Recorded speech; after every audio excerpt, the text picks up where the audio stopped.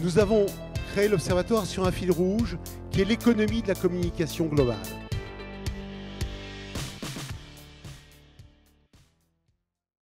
Cédric Siré, donc pour Webmedia, bon, on l'a compris, en client roi. Là aussi, en faisant appel aux notes qu'on a pu échanger, quelque chose qui m'a surpris, mais au sens positif. Vous me disiez par écrit que l'Internet est un média de stock et pas de flux. Oui, c'est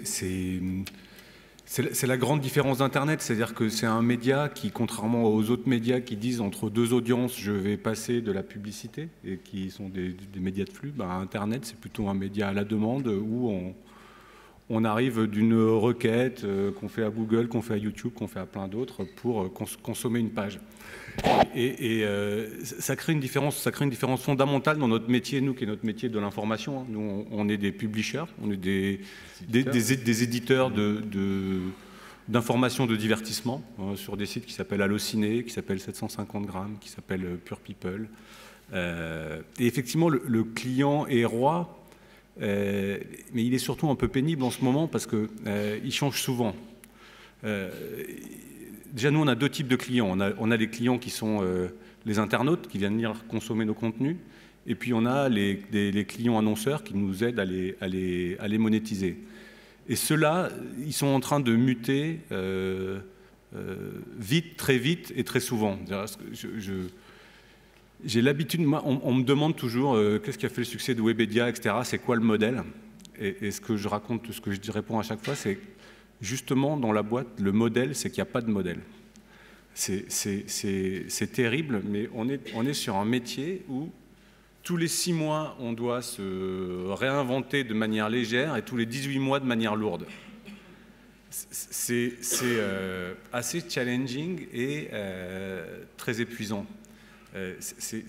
Vraiment, on passe notre vie à ça, ce qui fait que dans notre métier, la condition première de la réussite, c'est vraiment garder de l'agilité, beaucoup d'agilité, quoi. Et c'est ça qui rend les choses assez compliquées. Effectivement, quand je dis que le client il mute aujourd'hui sur pas mal de choses. D'abord, il décide d'où il veut consommer l'information. En 2 ans, nous, on a vu nos audiences basculer du web sur le mobile dans des proportions mais colossales. Aujourd'hui, Allociné, c'est consommé quasiment à 40% sur le mobile. Un site d'information comme Pure People à 30%, un site comme 750 grammes, il y a 35% des gens qui font leur plat du soir dans la cuisine avec leur portable. Donc ça, c'est déjà une première révolution qui pose plein de questions sur l'usage, qui pose plein de questions sur la monétisation, parce qu'effectivement, on n'est pas sur les mêmes marchés, etc. Donc il choisit d'où il vient. Ensuite, avant, on avait un seul Internet, basiquement, sur l'Internet des sites. Nous, quand on produisait du contenu, on le postait, on le faisait référencer par Google, etc. Aujourd'hui, il y a un tiers du surf qui se fait sur les sites dits classiques, l'univers normal des sites, un tiers qui se fait sur les plateformes vidéo et un tiers sur les réseaux sociaux. Ce qui fait que depuis 2 ans, on se repose la question de se dire, bon ben voilà, Allociné, c'était le site référent du cinéma sur le web. Comment on fait exister cette marque dans YouTube? Comment on fait exister cette marque dans Facebook? Et c'est extrêmement compliqué. On est obligé de se dire, voilà, on enlève tout ce qu'on savait faire et on essaye de le refaire dans ces 3 univers parce que si on ne le fait que dans un, on perd 2 tiers du surf. Ça, c'est aussi un sujet majeur. Le troisième sujet, c'est que, et c'est pas une bonne nouvelle pour nous, c'est que on est obligé de réinventer nos modèles publicitaires parce que aujourd'hui, il y a 20% des gens, en tout cas sur nos sites, on vient de le mesurer très récemment, qui surfent avec ce qu'on appelle des adblocks, des trucs qui bloquent la publicité.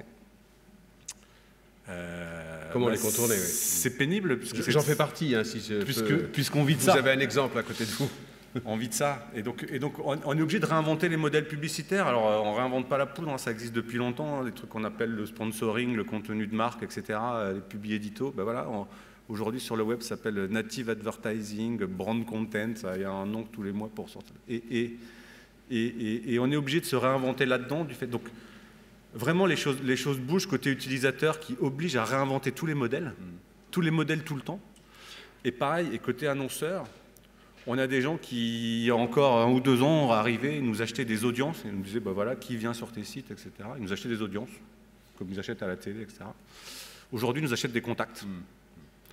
Et ça révolutionne aussi complètement notre modèle, notre business model et nos deux modèles et d'audience et publicitaire, etc. Donc oui, le client, il est roi.